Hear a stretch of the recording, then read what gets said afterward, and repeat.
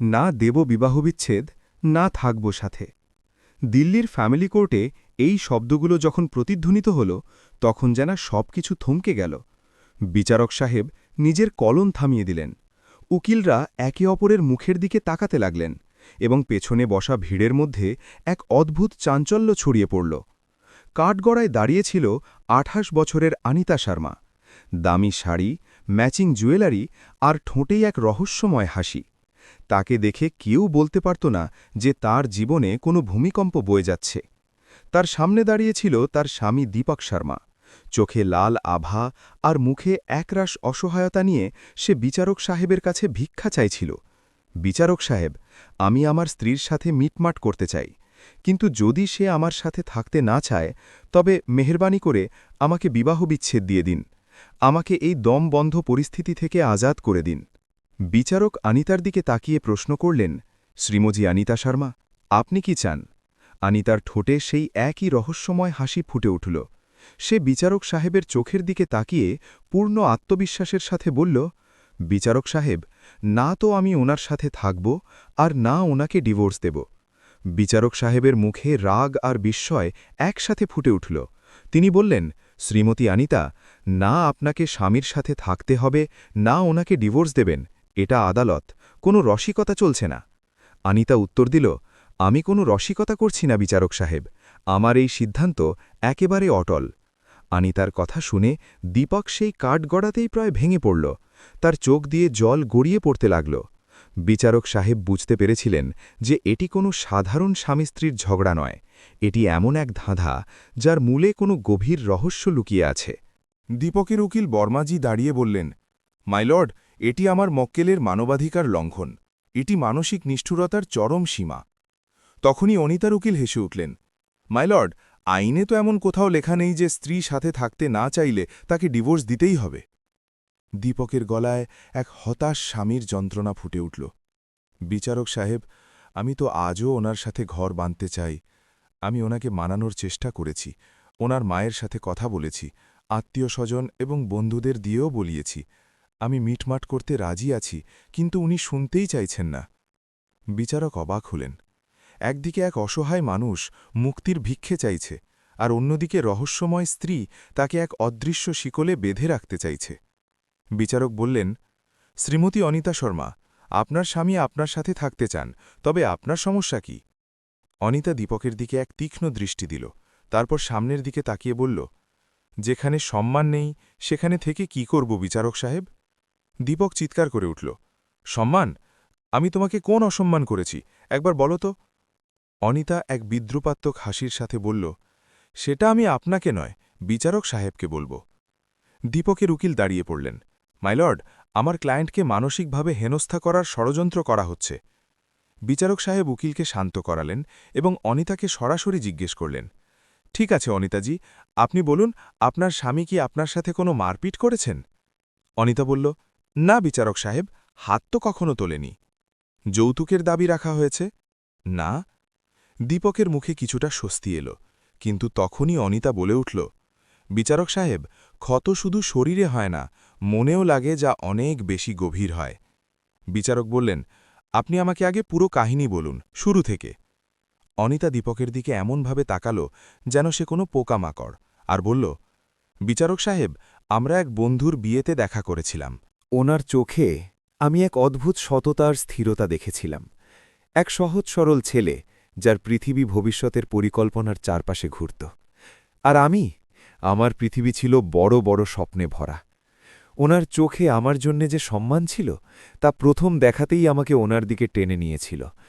তারপর কথার সিলসিলা শুরু হল, যা ঘণ্টার পর ঘণ্টা ফোনে চলত।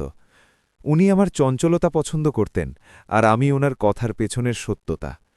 অনিতা বলতে থাকল, দীপক বলেছিল, অনিতা, আমি কোনো রাজপুত্র নই, কিন্তু কথা দিচ্ছি তোমাকে নিজের রানী করে রাখব। তোমার প্রতিটি ছোট বড় আবদার পূরণ করব। আমি মজা করে জিজ্ঞেস করেছিলাম, আর যদি আমি এমন কিছু চেয়ে বসি যা আপনি পূরণ করতে পারবেন না? দীপক জবাব দিয়েছিল, আমি তোমার জন্যে আকাশ থেকে তারা ছিঁড়ে আনতে পারি। বলতে বলতে অনিতার চোখ দিয়ে এক ফোঁটা জল পড়ল। সেই একটা কথায় আমি আমার পুরো পৃথিবী ওনার নামে করে দিয়েছিলাম। বিচারক সাহেব, কোন মেয়ে এমন কথায় বিশ্বাস করবে না? বিয়ের দিন উনি আমাকে বলেছিলেন, অনিতা, আজ থেকে আমার প্রতিটি খুশি তোমার, আর তোমার প্রতিটি দুঃখ আমার। আমি আমার বাবা মা, নিজের ঘর, সব কিছু পেছনে ফেলে হাসি মুখে ওনার সাথে এক নতুন জীবন শুরু করেছিলাম। অনিতার গলা এবার শক্ত হয়ে গেল। কিন্তু আমি কি জানতাম যে কাঁচের প্রাসাদ আমি স্বপ্নে বানাচ্ছিলাম তা বিয়ের কয়েক মাস পরেই ভেঙে টুকরো টুকরো হয়ে যাবে? বিচারক সাহেব দীর্ঘশ্বাস ফেলে বললেন, তাহলে এমন কি তুফান এলো যে পরিস্থিতি এখানে এসে পৌঁছল? অনিতার কাঁপা গলা এবার তেজালো আর ধারালো হয়ে উঠল। তুফান?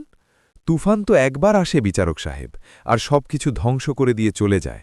আমার জীবনকে তো রোজ এক নতুন ঝড় তছনছ করত। অনিতা দীপকের দিকে আঙুল তুলে ধরল। বিয়ের ৩ বছর হয়ে গেল বিচারক সাহেব, আপনি কি বিশ্বাস করবেন এই ৩ বছরে উনি আমাকে একবারও কোথাও বাইরে ঘুরতে নিয়ে যাননি? যিনি আকাশ থেকে তারা ছিঁড়ে আনার কসম খেয়েছিলেন, তিনি আমাকে ঘরের ৪ দেয়ালের মধ্যে বন্দি করে রেখে দিলেন। উনি আমাকে রানী বানাতে চেয়েছিলেন, কিন্তু বানিয়ে দিলেন এমন এক কয়েদি যার পৃথিবী সকালে রান্নাঘর থেকে শুরু হতো আর রাতে ওনার অপেক্ষাতেই শেষ হয়ে যেত। আদালতে বসা মহিলারা এই কথাটি অনুভব করতে পারছিলেন। এই মানুষটি, বিচারক সাহেব, এই মানুষটি আমাকে আমার কেরিয়ার শুরু করতে দেননি। কোনো না কোনো অজুহাতে আমাকে আটকে দিতেন। আর তো আর আমার প্রথম জন্মদিন, যা আমার কাছে সবচেয়ে স্পেশাল দিন ছিল, প্রথম বছর উনি এই বলে এড়িয়ে গেলেন যে এবার একটু জরুরি কাজ আছে, পরের বার শানদার পার্টি দেব। দ্বিতীয় বছর উনি ভুলেই গেলেন। আমি সেই দিনটি কাঁদতে কাঁদতে কাটিয়েছিলাম। বিচারক সাহেব, উনার কাছে আমার ভালোবাসা নয়, আমার খুশি নয়, শুধু নিজের কাজ আর নিজের আরাম মনে থাকত। দীপক এগিয়ে এলো। অনিতা, এটা সত্যি নয়। চুপ করো তুমি, আজ আমাকে বলতে দাও। অনিতা বলতে থাকল, বিচারক সাহেব, আমি ওনার স্ত্রী অবশ্যই ছিলাম, কিন্তু ঘরের প্রতিটি সিদ্ধান্ত উনিই নিতেন। আমার মতামত তো সেই ঘরে পুরনো কাগজের মতো মূল্যহীন ছিল। শুধু তাই নয়, একদিন আমি প্রবল জ্বরে পুড়ছিলাম, শরীর ভেঙে আসছিল। আমি ওনাকে ফোন করে বললাম, অফিস থেকে তাড়াতাড়ি চলে আসো, আমাকে ডাক্তার দেখাবে। আর উনি কি করলেন? উনি ওনার মাকে ফোন করে বলে দিলেন, মা, তুমি অনিতাকে ডাক্তারের কাছে নিয়ে গিয়ে ওষুধ খাইয়ে দাও। বিচারক সাহেব, আরও শুনুন ওনার মা কি করলেন। তিনি নিজের ঘরোয়া টোটকা দিয়ে তৈরি এক কোয়াত আমাকে খাইয়ে দিলেন, আর আমার মহান স্বামী দ্বিতীয়বার ফোন করে আমার স্বাস্থ্যের খবর নেওয়ার প্রয়োজনটুকু মনে করলেন না। অবশেষে আমার মা এসে আমাকে ডাক্তারের কাছে নিয়ে গেলেন, তারপর আরাম পেয়েছিলাম। আমার মা কতবার ফোন করে খোঁজ নিয়েছেন, কিন্তু আমার স্বামী একবারও নয়। আপনিই জিজ্ঞেস করুন ওনাকে, যখন উনি আমাকে স্ত্রীর মর্যাদা দিতেই চাননি, তবে কেন আমাকে বিয়ে করে আমার জীবন বরবাদ করলেন? কোর্টরুমে এক ভারী নীরবতা নেমে এলো, যা অনিতার কান্নার আওয়াজই শুধু ভাঙছিল। দীপকের মুখের রং ফ্যাকাশে হয়ে গিয়েছিল। অনেক কষ্টে সাহস জুগিয়ে সে বলল, বিচারক সাহেব, কোন স্বামী চাইবে না তার স্ত্রীকে দুনিয়ার সব খুশি দিতে? দিল্লিতে একার মাইনে দিয়ে ঘরের ইএমআই, ওষুধ, খরচ, এই সবের মাঝে এই সব কিভাবে মেটাবো?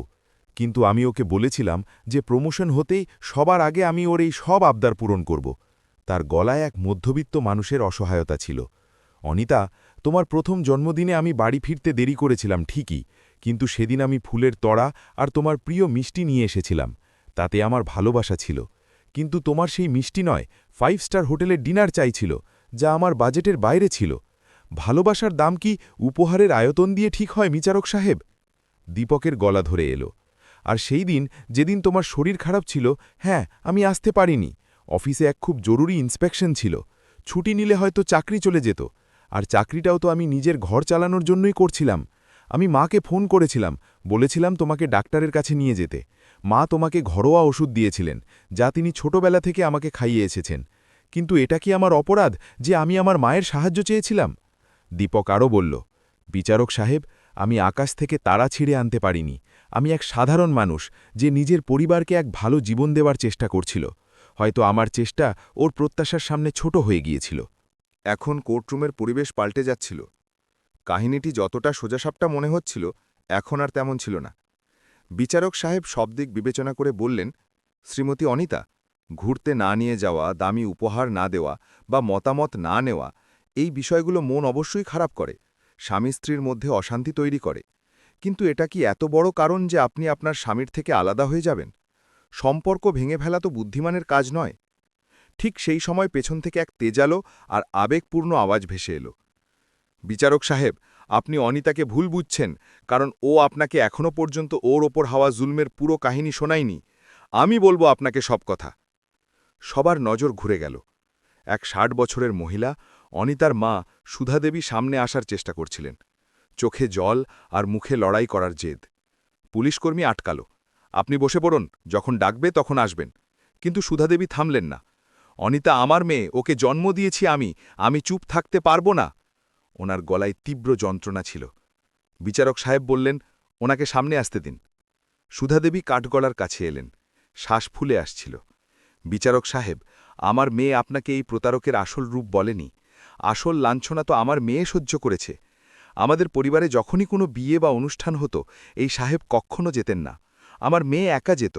সবাই জিজ্ঞেস করত, তোমার স্বামী কোথায়? কি জবাব দিত আমার বাচ্চাটা? ওর মাথা লজ্জায় নিচু হয়ে যেত। এটা কি মানসিক অত্যাচার নয়? দীপক তৎক্ষণাৎ নিজেকে বাঁচানোর চেষ্টা করল। বিচারক সাহেব, এমন নয় যে আমি কখনো যাইনি। হ্যাঁ, একবার অনিতার কাকার ছেলের বিয়েতে যেতে পারিনি। কোম্পানিতে বছরের সবচেয়ে বড় অডিট চলছিল। আমার সেখানে থাকা অত্যন্ত জরুরি ছিল। আমি অনিতাকে বুঝিয়েছিলাম, যদি চাকরি না থাকে তবে ঘর চলবে কিভাবে। সুধাদেবী আরও ক্ষেপে গেলেন। বিয়ে বাড়ি ছাড়ুন বিচারক সাহেব, যখন অনিতার বাবা মারা গেলেন তখনও এই লোকটা ছিল না। আমাদের দুনিয়া লুটে গিয়েছিল। আমার মেয়ের সাহারা দরকার ছিল, কিন্তু উনি চাকরিতে খেসেছিলেন। আমরা ফোন করে খবর দিয়েছিলাম। উনি যখন ফিরলেন ততক্ষণে শেষকৃত্য হয়ে গিয়েছিল। দাহ করারও ৪ ঘণ্টা পরে পৌঁছেছিলেন। এটাই কি একজন স্বামীর কর্তব্য? কোর্টরুমে নিস্তব্ধতা আরও গভীর হল। অনিতার চোখ দিয়ে জল গড়িয়ে পড়ছিল। সে ফোঁপাতে ফোঁপাতে বলল, হ্যাঁ বিচারক সাহেব, সেদিন আমার মনে হয়েছিল আমার দুনিয়ায় আমার জন্য কেউ নেই। যিনি ৭ পাকে প্রতি সুখে দুঃখে পাশে থাকার কথা দিয়েছিলেন, তিনি আমার জীবনের সবচেয়ে বড় দুঃখে গায়েব ছিলেন। সেই শূন্যতা, সেই একাকিত্ব আমি কখনো ভুলতে পারব না। বিচারক সাহেব গম্ভীরভাবে দীপককে দেখলেন। মিস্টার দীপক, এর ওপর আপনি কি বলবেন? দীপকের মুখ শুকিয়ে গিয়েছিল। সে বুক ফাটা যন্ত্রণায় ভাঙা গলায় বলল, বিচারক সাহেব, আমি সেখানে ছিলাম না এটা সত্যি, কিন্তু এটা মিথ্যে যে আমি চেষ্টা করিনি। যে মুহূর্তে আমি অনিতার বাবার মৃত্যু সংবাদ পেয়েছিলাম, আমার পায়ের নিচ থেকে মাটি সরে গিয়েছিল। তার চোখ দিয়ে জল উপচে পড়ল। আমার নিজের বাবা তো তখনই মারা গিয়েছিলেন যখন আমি খুব ছোট ছিলাম বিচারক সাহেব। আমার তো মনেও নেই বাবার ভালোবাসা কেমন হয়। বিয়ের পর আমি আমার শ্বশুরের মধ্যেই নিজের বাবাকে দেখেছিলাম। উনিও আমাকে ছেলের চেয়ে বেশি মানতেন। যখন খবর পেলাম, আমি প্রতিটি ট্রাভেল ওয়েবসাইট, প্রতিটি এয়ারলাইনে তৎক্ষণাৎ টিকিট খুঁজলাম। কোনো ফ্লাইট মিলল না। হতাশ হয়ে প্রথম যে ট্রেনটি পেলাম তাতে চড়ে বসলাম, কিন্তু অনেক দেরি হয়ে গিয়েছিল। সে কাঁদতে কাঁদতে বলল, বিশ্বাস করুন, সেদিন শুধু অনিতা বাবা হারায়নি, আমিও আমার বাবাকে দ্বিতীয়বার হারিয়েছিলাম। আমি ওনার শেষ দর্শনটুকুও করতে পারিনি। এই আক্ষেপ আজও মনে রয়ে গেছে। বিচারক সাহেব দীপকের অসহায়তা বুঝতে পারলেন, কিন্তু সুধাদেবীর মুখে কোনো দয়া দেখা গেল না। দেখলেন বিচারক সাহেব, সেই আবার কুমিরের কান্না। প্রতিবার গল্প সাজিয়ে নিজেকে বেচারা প্রমাণ করে। আচ্ছা, মেনে নিলাম সেদিন নিরুপায় ছিলে, কিন্তু প্রতিদিন যা আমার মেয়ে সহ্য করে, দিনরাত শাশুড়ির খোঁটা, সেসবের কি হবে?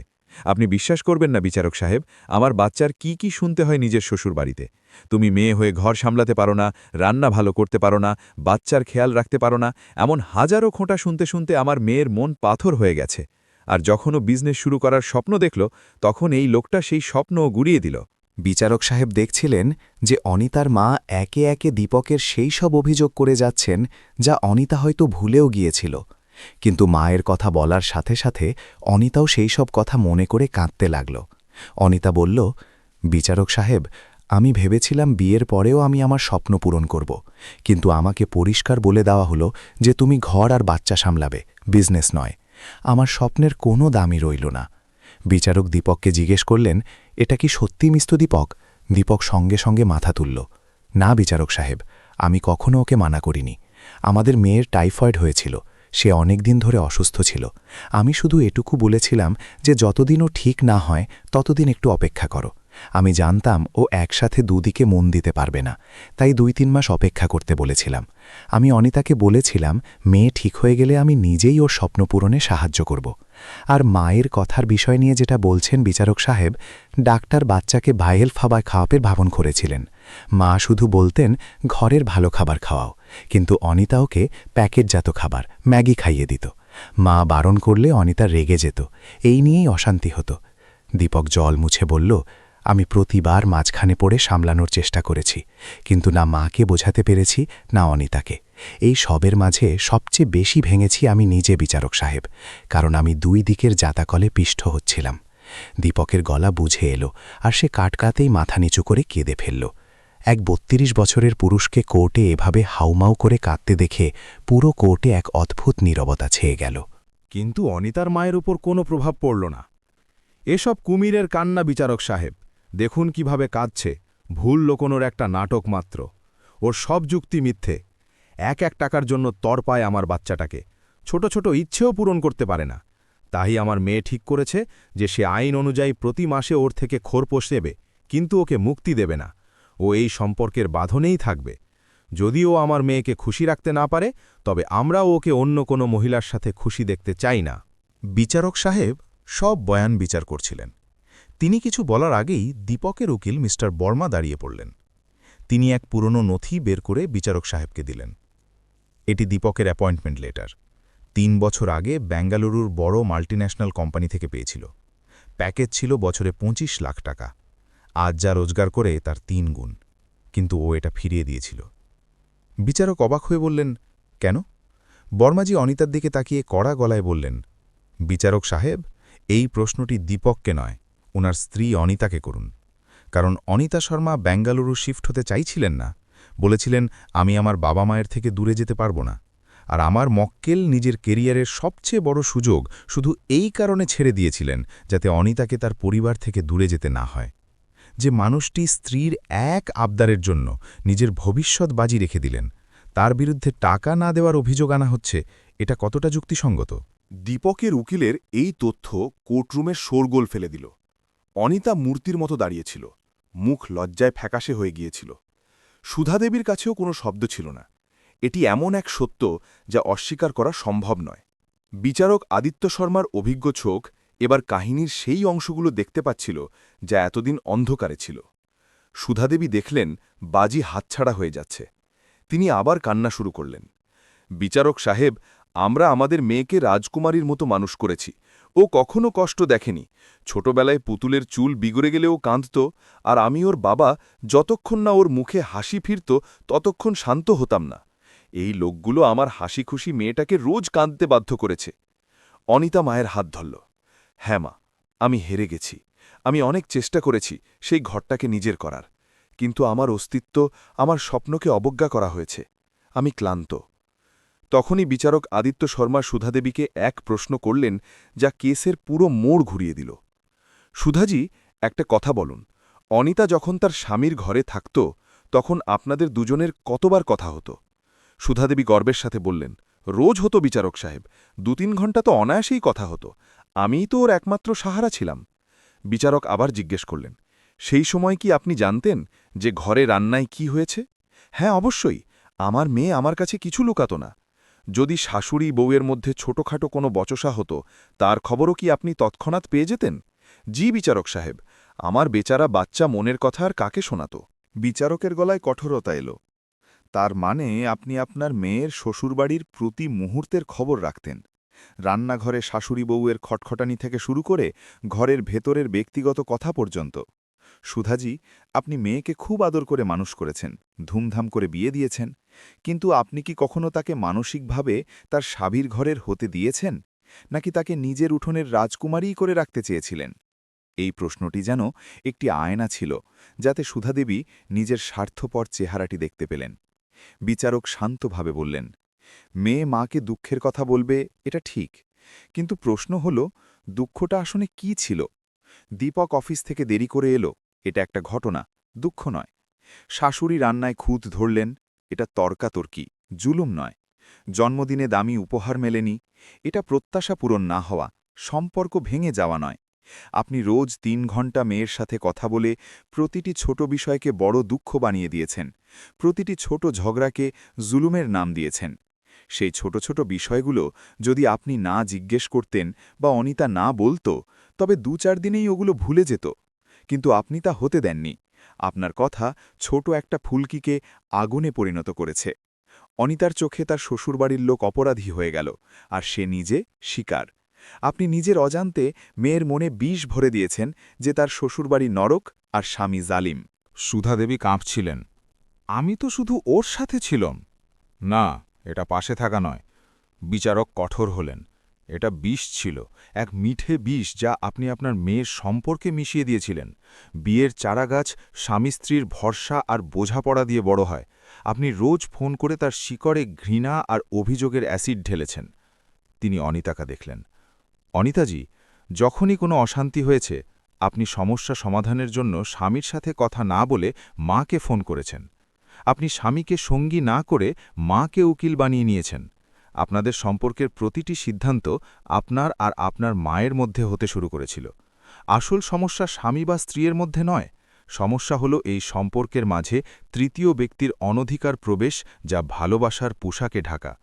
সুধাজি, আপনার মেয়ে ৩ বছর ধরে বিবাহিত, কিন্তু আপনি তাকে কখনো তার স্বামীর স্ত্রী হওয়ার সুযোগই দেননি।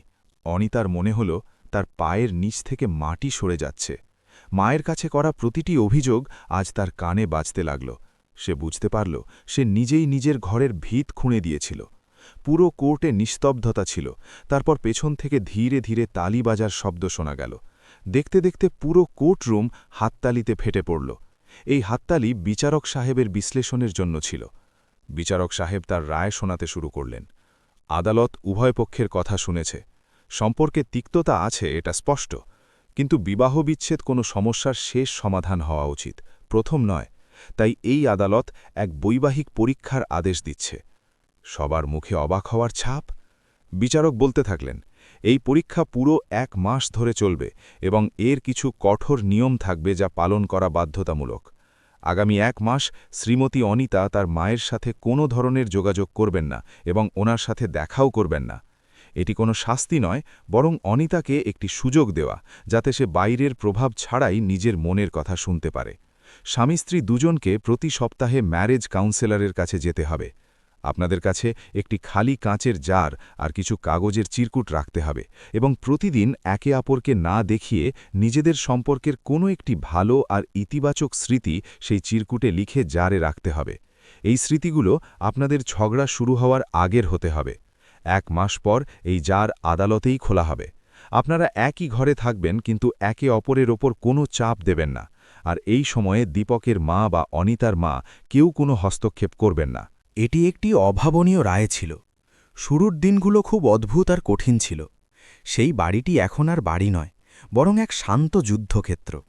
অনিতার জন্য মায়ের সাথে কথা না বলে একটা দিন কাটানো পাহাড় সমান মনে হতো। দিনে 100 বার একে অপরের সাথে নজর মিলত, কিন্তু আবার অচেনার মতো মুখ ফিরিয়ে নিতেন।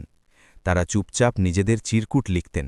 প্রথম কাউন্সেলিং সেশন আগুনের মতো ছিল।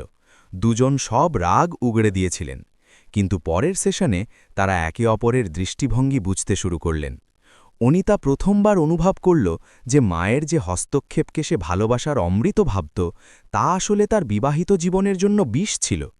অন্যদিকে দীপক বুঝতে পারল অনিতা তার মায়ের ওপর কতটা নির্ভরশীল ছিল এবং নতুন পরিবেশে তার কতটা সাহারার প্রয়োজন ছিল।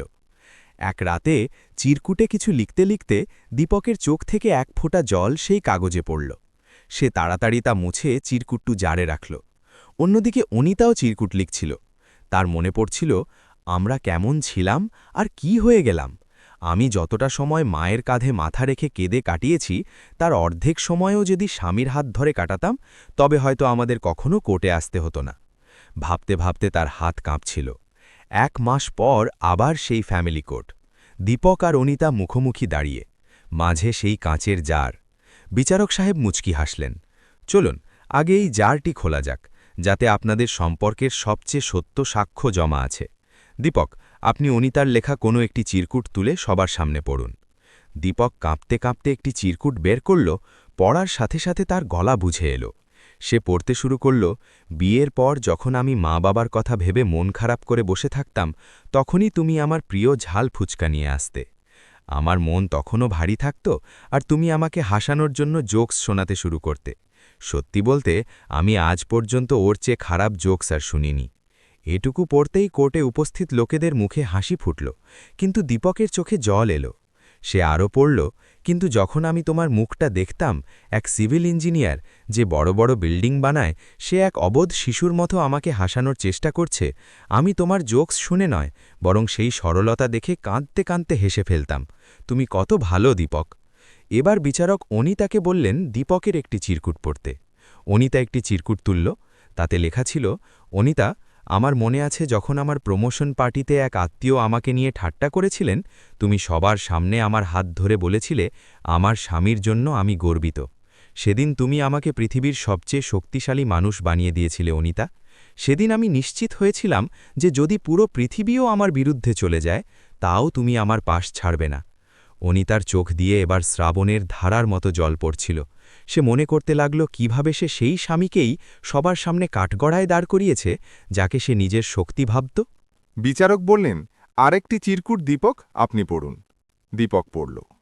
দীপক, মনে আছে বিয়ের পর প্রথমবার আমি রান্না করেছিলাম? সব পুড়ে গিয়েছিল। লজ্জায় আমি কাঁদতে শুরু করেছিলাম। কিন্তু তুমি সেই সব পোড়া খাবার হাসতে হাসতে খেয়ে নিলে আর বললে, আজ থেকে এটাই আমার ফেভারিট ডিশ। সেদিন প্রথমবার মনে হয়েছিল আমি পৃথিবীর সেরা স্বামী পেয়েছি। আমি যাই ভুল করি না কেন, তোমার চোখে আমি সবসময় নিখুঁত। দীপক আর দাঁড়িয়ে থাকতে পারল না। সে কাঠঘড়া ধরে হাউমাউ করে কাঁদতে লাগল। বিচারক অনিতাকে বললেন পরের চিরকুট পড়তে। অনিতা পড়ল। মনে আছে অনিতা, যখন আমি অফিসে টেনশনে সারা রাত জেগে থাকতাম, তুমি চুপচাপ আমার পাশে বসে চুলে হাত বুলিয়ে দিতে। ক্লান্ত হয়ে পড়লে চা কফি বানিয়ে আনতে। কিছু জিজ্ঞেস করতে না, শুধু বুঝিয়ে দিতে তুমি আমার পাশে আছো। সেদিন মনে হয়েছিল যতদিন তুমি পাশে আছো, আমি দুনিয়ার সব যুদ্ধ জিততে পারব। আমি তোমাকে ছাড়া কিছু না। আমি তোমাকে খুব ভালোবাসি এবং সব সময় বাসব। এটুকু পড়তেই অনিতার ধৈর্যের বাঁধ ভেঙে গেল। চিরকুটটি তার হাত থেকে পড়ে গেল। সে ফুঁপিয়ে কেঁদে উঠে দীপকের বুকে ঝাঁপিয়ে পড়ল। সে এক বাচ্চার মতো কাঁদতে কাঁদতে বলল, দীপক, আমি কত খারাপ, আমি কত স্বার্থপর। আমি তোমার ভালোবাসাকে কখনো বুঝিনি। আমি শুধু অভিযোগ খুঁজেছি, আর তোমার সেই ভালোবাসা দেখতেই পাইনি, যা তুমি ছোট ছোট মুহূর্তের মধ্যে আমাকে দিয়েছ। দীপকও কাঁদছিল। সে অনিতার মুখটা দুহাতে তুলে ধরল। না অনিতা, তুমি খারাপ নও। আমরা দুজনেই অবুঝ ছিলাম। ভুল আমারও ছিল।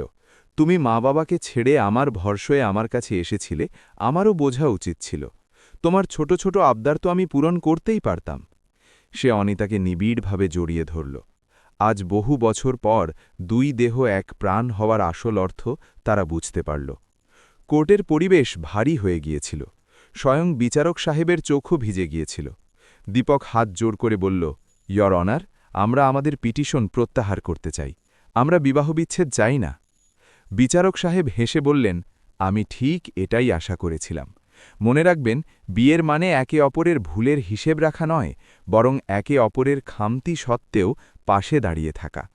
আজ আপনারা শুধু নিজেদের সম্পর্ক বাঁচাননি, বরং দুনিয়াকে দেখিয়েছেন যে যদি হৃদয়ে সত্যিকারের ভালোবাসা থাকে, তবে কোনো দেওয়ালই এত উঁচু হয় না যা ভেঙে ফেলা যায় না। চোখের জলে ভেজা মুখে অনিতা দীপকের দিকে তাকিয়ে বলল, দীপক, আজ থেকে না আমি ডিভোর্স চাইব, না তোমার থেকে আলাদা থাকব। এটা তোমার অর্ধাঙ্গিনীর ওয়াদা। দীপক বিচারক সাহেবের দিকে তাকিয়ে হাত জোড় করল। ধন্যবাদ বিচারক সাহেব, আপনি আমাদের শুধু বিচারই দেননি, আমাদের জীবন ফিরিয়ে দিয়েছেন। এই গল্পটি আমাদের চোখে আঙুল দিয়ে দেখিয়ে দেয় যে স্বামী স্ত্রীর ব্যক্তিগত সম্পর্কের মাঝে তৃতীয় কোনো ব্যক্তির অতি হস্তক্ষেপ সুন্দর সংসারকেও বিষাক্ত করে তুলতে পারে। 2.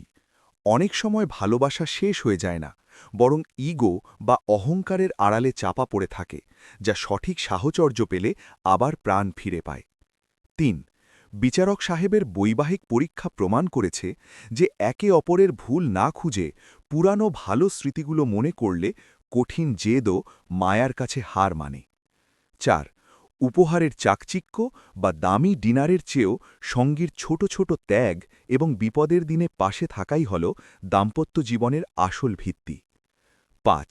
বিচ্ছেদ কোনো সমস্যার স্থায়ী সমাধান নয়, বরং ধৈর্য ধরে একে অপরকে বোঝার সুযোগ দিলে ভেঙে যাওয়া ঘরকেও আবার সুন্দর করে সাজানো সম্ভব। 6. অনিতার চরিত্রটি আমাদের শেখায় যে পরোক্ষ প্ররোচনায় কান না দিয়ে নিজের বিবেক ও বিচার বুদ্ধি দিয়ে জীবনসঙ্গীকে মূল্যায়ন করা উচিত। 7. পরিশেষে দীপক ও অনিতার পুনর্মিলন আমাদের এই শিক্ষাই দেয় যে যেখানে অকৃত্রিম ভালোবাসা থাকে সেখানে হাজারো অভিযোগের ভিড়েও ক্ষমার স্থান সব সময় অমলিন থাকে। আমি কি এই গল্পের মূল চরিত্র দুটির বৈশিষ্ট্য নিয়ে আলাদা কোনো পয়েন্ট লিখে দেব? তো বন্ধুরা, বিচারক সাহেব যে রায় দিয়েছিলেন তা কি সঠিক ছিল? আপনাদের মতামত কমেন্ট বক্সে অবশ্যই জানাবেন। গল্পটি শেষ পর্যন্ত শোনার জন্য আপনাদের অনেক অনেক ধন্যবাদ। আমি কি এই কাহিনীর কোনো নির্দিষ্ট অংশ নিয়ে আরও বিস্তারিত কিছু লিখে দেব বা অন্য কোনো সাহায্য করতে পারি?